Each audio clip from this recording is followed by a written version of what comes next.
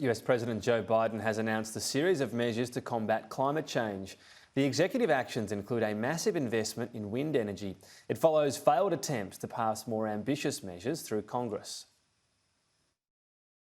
This is an emergency, and I will look at it that way.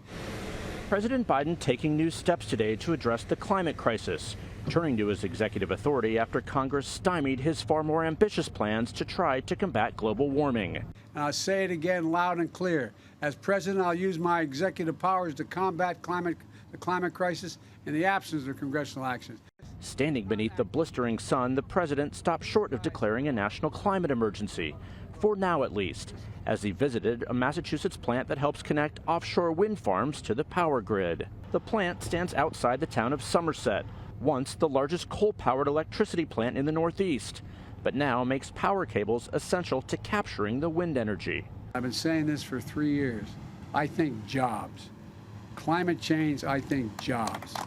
The president voiced his frustration at Congress without specifically mentioning Senator Joe Manchin of West Virginia, who effectively torpedoed broader legislation, part of the Build Back Better economic agenda, citing concerns of rising inflation. The White House says today's executive actions would create a wind energy area in the Gulf of Mexico, covering 700,000 acres with potential to power more than 3 million homes, and target $2.3 billion in funding for communities most affected by the scorching heat, including providing cooling centers and air conditioning to low-income Americans. These modest steps are the first of many, officials said, as Biden seeks to take the reins of the climate crisis in hopes of showing the world the U.S. is still serious about meeting its goals. Let me be clear. Climate change is an emergency.